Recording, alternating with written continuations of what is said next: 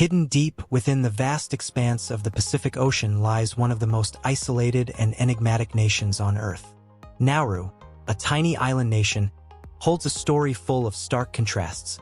From once being the wealthiest country per capita to becoming one of the least visited and most impoverished places on the planet.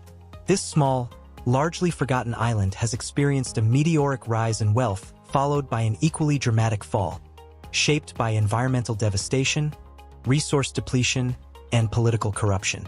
Despite its small size and isolation, Nauru's history is one that captures the imagination and serves as a cautionary tale of unsustainable practices. In this video, we'll uncover 10 surprising facts about Nauru that will leave you astonished. We'll explore everything from its unique lack of a capital city, to its devastating obesity epidemic, to the consequences of its phosphate boom and bust. By the end, you'll know far more about this forgotten island than most people ever will, and you'll discover why the final fact will leave you utterly speechless. Before we dive into the remarkable story of Nauru, don't forget to hit that subscribe button and join World Marvels for more awe-inspiring and eye-opening stories from across the globe. Let's get started. 10. No official capital. Imagine a country without a capital city. While this might seem almost impossible, Nauru is one of the very few nations on Earth that lacks an officially designated capital. Instead, it has what could be called a de facto capital Yaren, a district on the southern coast of the island. Yaren functions as the island's administrative hub, housing Nauru's most important government buildings, including the parliament, embassies, and the only international airport. Despite this, Yaren is far from a bustling metropolis or a formal capital city.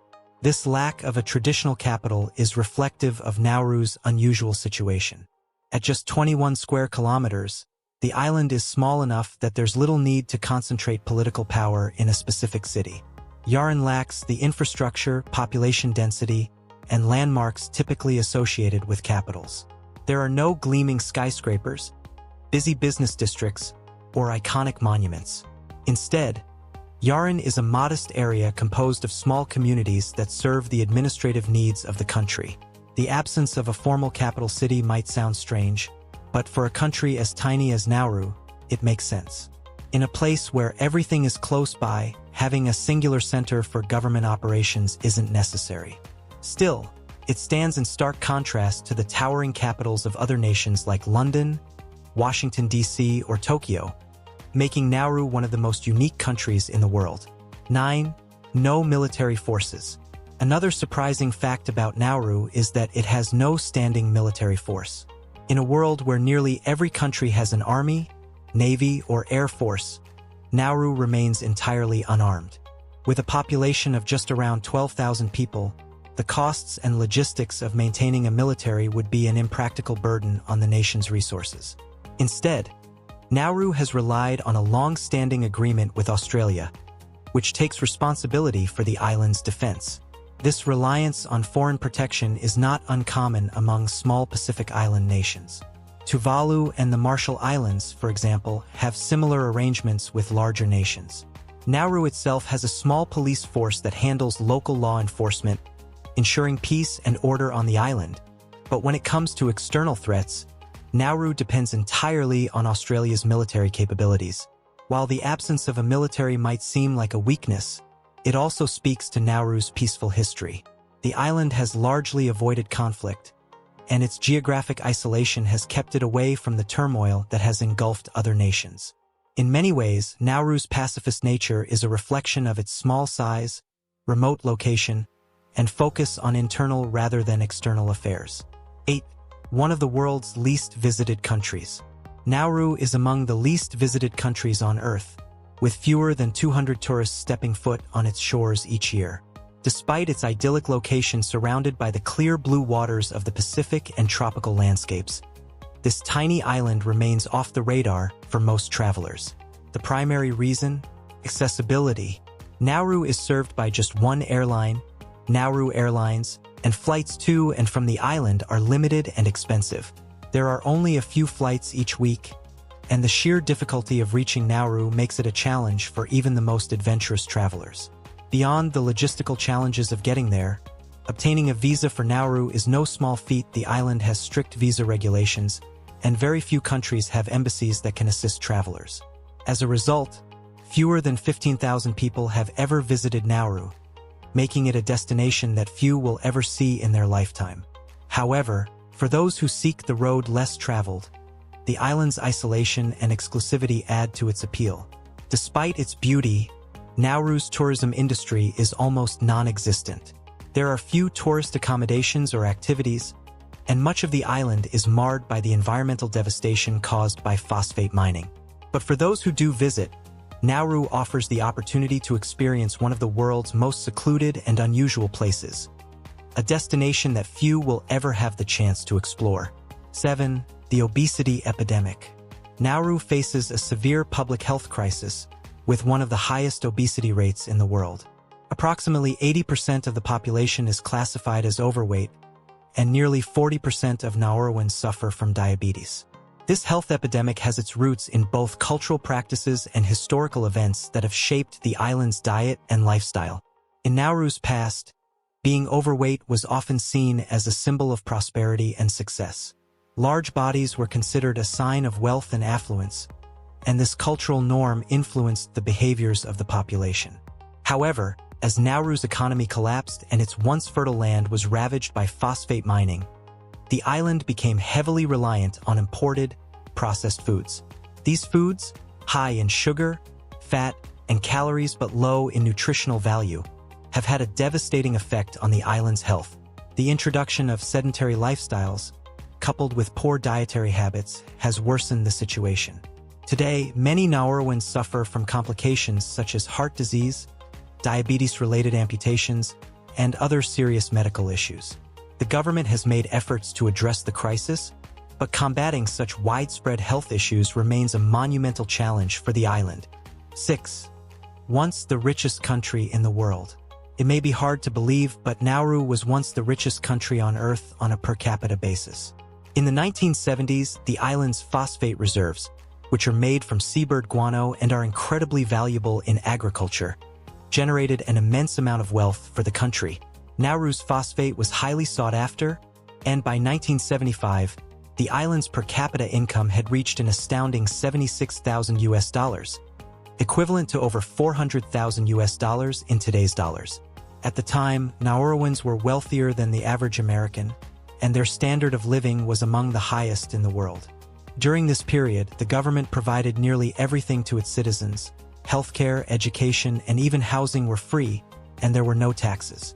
Luxury cars like Cadillacs and Land Rovers cruised along Nauru's few roads, and many Nauruans traveled the world, purchasing properties and enjoying extravagant lifestyles. However, this golden era didn't last. The phosphate reserves were depleted much faster than expected, and Nauru's wealth evaporated almost as quickly as it had appeared.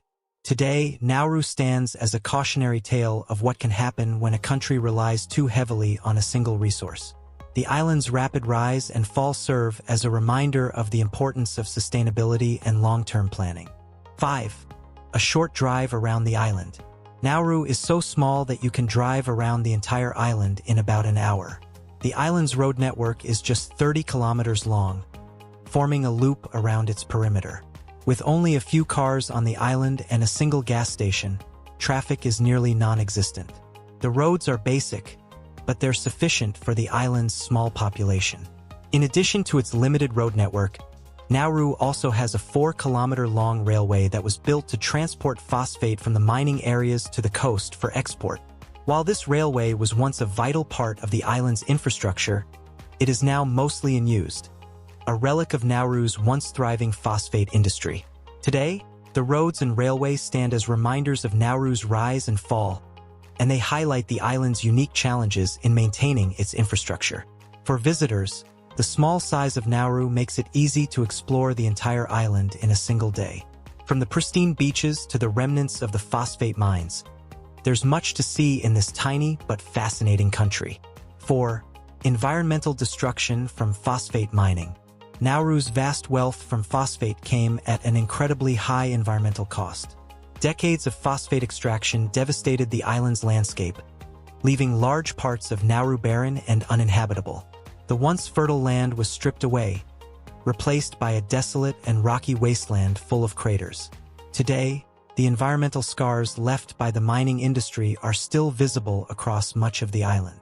In the 1960s, the environmental destruction was so severe that Australia even considered relocating the entire population of Nauru to another island.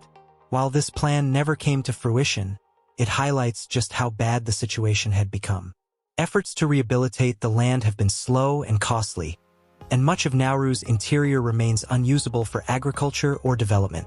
The island's story serves as a warning of how unsustainable resource extraction can lead to long-term ecological damage. Despite the government's efforts to address the environmental destruction, Nauru's landscape will likely never fully recover from the effects of phosphate mining.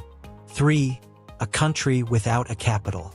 As previously mentioned, Nauru is unique in that it lacks a traditional capital city. While Yaren serves as the country's administrative center, it does not function as a formal capital. Yaren is home to government buildings and key institutions, but it lacks the infrastructure and prominence of a typical capital city. In most countries, the capital is a hub of activity, filled with landmarks, large populations, and significant political and economic power. Nauru, however, is too small to support such a city. With a population of just 12,000 residents, there is little need for a large urban center, and the island's administrative functions are spread across small communities. This lack of a capital city is just another way that Nauru defies convention and stands apart from the rest of the world. It's one of the many quirks that make the island such a fascinating place to study and understand. 2. The Nauru Regional Processing Center. In recent years, Nauru has gained international attention for its role in hosting the Nauru Regional Processing Center, a controversial detention center for asylum seekers attempting to reach Australia. Established as part of an agreement between Nauru and Australia in 2001, the center has been widely criticized for its poor living conditions and allegations of human rights abuses. Refugees who attempt to reach Australia by boat are sent to Nauru, where they are detained while their claims for asylum are processed. Many of these refugees have spent years living in overcrowded and unsanitary conditions, with little clarity about their futures. Human rights organizations like Amnesty International have called for the closure of the detention center, citing the mental and physical toll it has taken on those who have been held there. The detention center has drawn global condemnation and strained Nauru's relationships with other countries. While the facility has provided a source of income for the island, it has also brought unwanted negative attention to Nauru, complicating the island's efforts to rebuild its economy and reputation. 1. Economic collapse after phosphate depletion. The collapse of Nauru's phosphate industry marked the beginning of a long and painful economic decline for the island. As the phosphate reserves ran dry, so too did Nauru's wealth. The government's attempts to diversify the economy failed, and the island found itself facing mounting debt and financial instability. Corruption and mismanagement only worsened the situation, leaving Nauru in a precarious financial position. In a desperate bid to generate revenue, Nauru turned to offshore banking and other questionable ventures, but these efforts were largely unsuccessful. Today, Nauru is one of the poorest countries in the world, with few prospects for economic recovery. The island's tragic story of wealth squandered and environmental destruction serves as a cautionary tale about the dangers of over-reliance on a single natural resource. Nauru's history is one of extremes, from immense prosperity to devastating poverty, from pristine beauty to environmental ruin. What surprised you most about Nauru's story? Have you ever heard of or considered visiting this remote island? Let us know in the comments below. If you enjoyed this deep dive into Nauru's fascinating past and uncertain future, be sure to like this video, share it with your friends, and subscribe to World Marvels for more incredible stories from around the world. Thanks for watching, and we'll see you in the next adventure.